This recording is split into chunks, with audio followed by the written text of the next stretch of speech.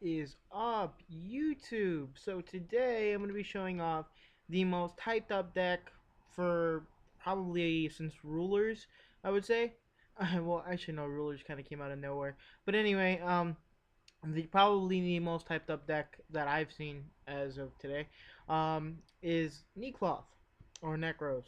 Um, Now, note this guy bricks so hard, but I got a couple of replays. Now, this is just my first few times playing the deck.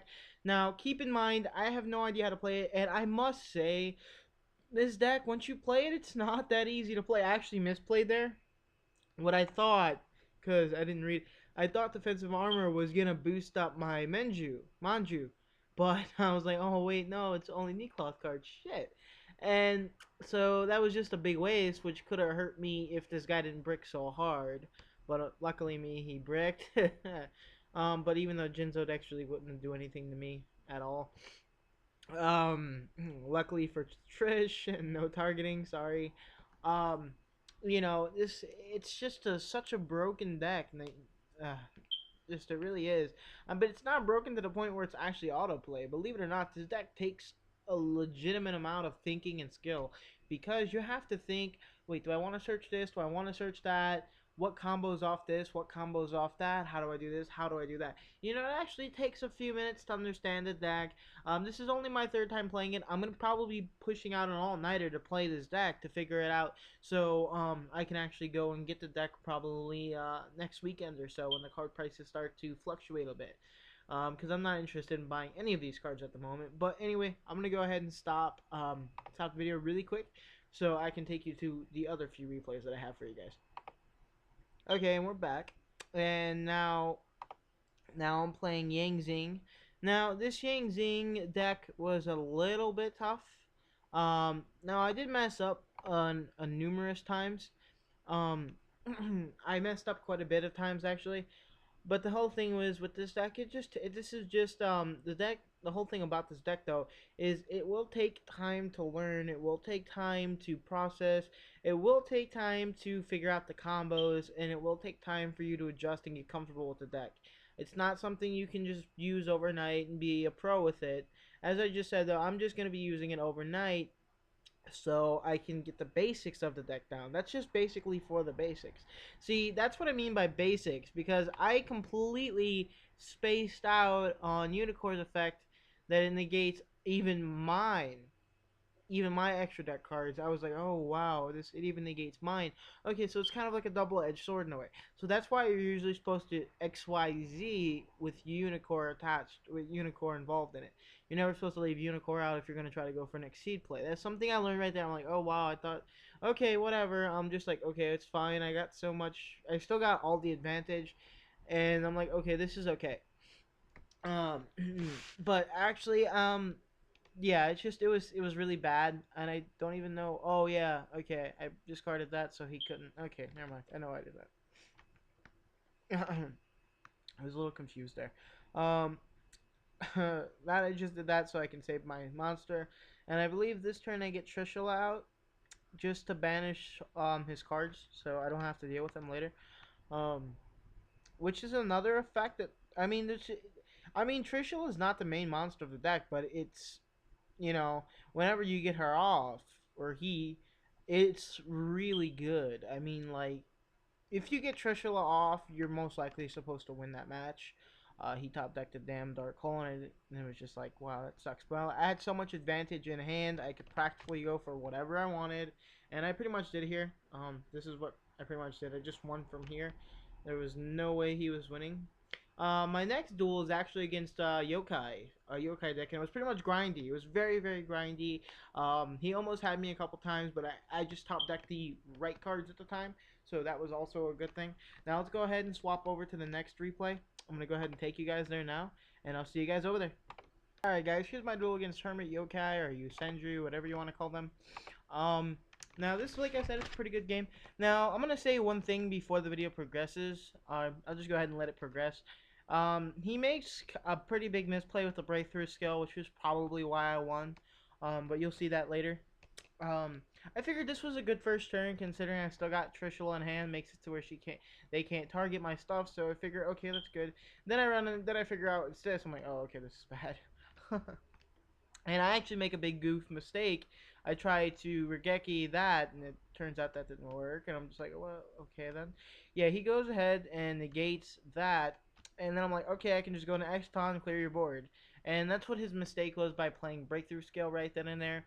Um, I actually do tech this card. This card saved me on multiple occasions actually. I was actually even playing Spear Beast. Spirit Beast cannot contend with this deck at all. I was playing a really strong Spirit Beast deck, and the guy knew exactly what he was doing, but I just uh, I just overwhelmed the field and spammed the field, and it was just too much for him. Then I got Trish out on him, and I just banished his back row and his hand and stuff. It was just guy couldn't do anything. Then he tops deck into another, and then he tops deck into a Regeki. I mean, I'm just getting Regeki'd and Dark Hold all game long. I missed the mark. I wish I hit the warnings, but I didn't. Either way, pretty much I've got this game in the bag at this point.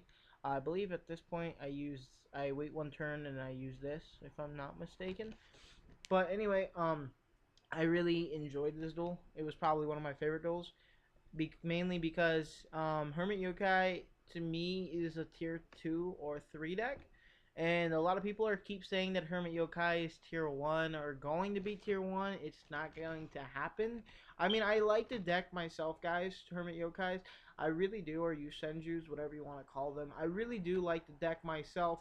I'm just speaking completely out of experience because I've played the deck numerous times. I know it's got a lot of strong, very strong plays, but the only thing that the deck really has that's going for it is the fact that it can literally get a solemn from anywhere out of the deck or the graveyard. It doesn't matter where it is, it can get it, which I'm referring to this the trap that you Senjus have, or Hermit Yokai, whatever you guys want to call them.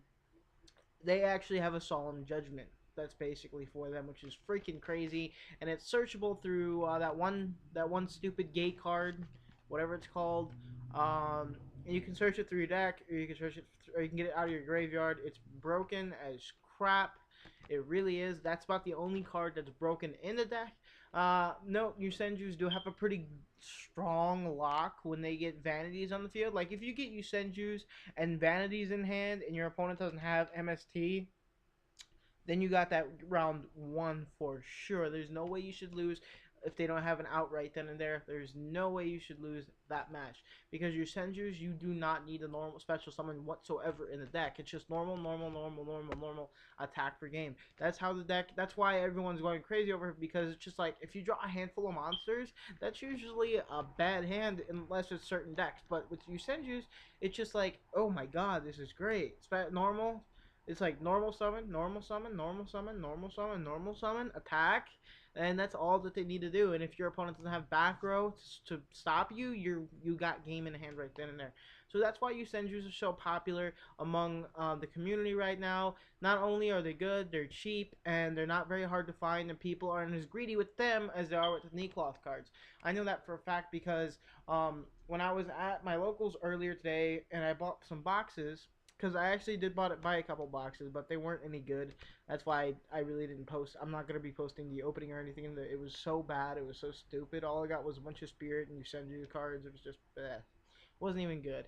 Um, I was trying to trade a bunch of stuff to people for like I tried to get a Trishula and I actually tried to get a Unicorn and like they wanted what did they want from me?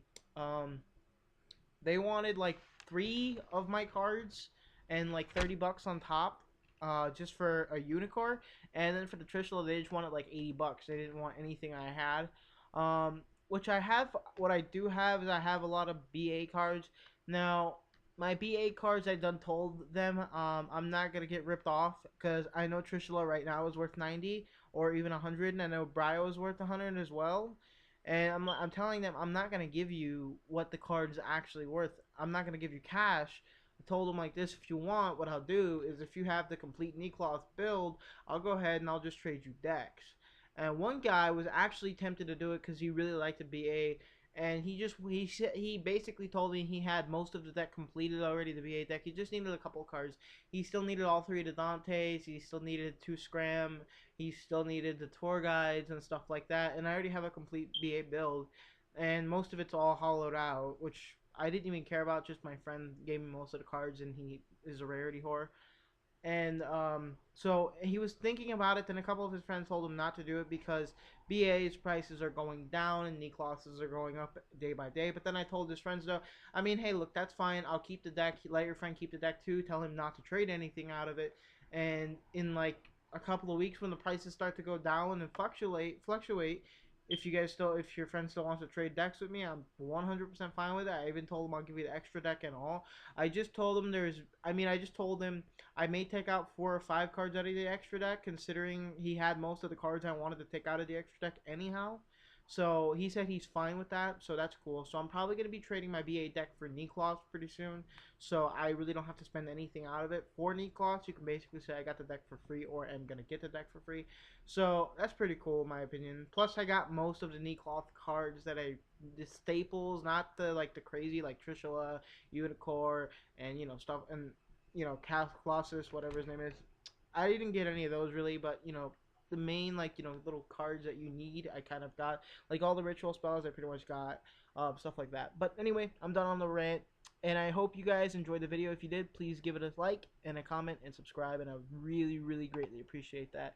Sorry about the long rant about the necloth decks, but it's just I wanted to get into that. I want to let you guys know how hard it is to get these cards because it is not easy by any means unless you have a lot of friends that have a lot of cash and they're willing to throw around cash to get these cards.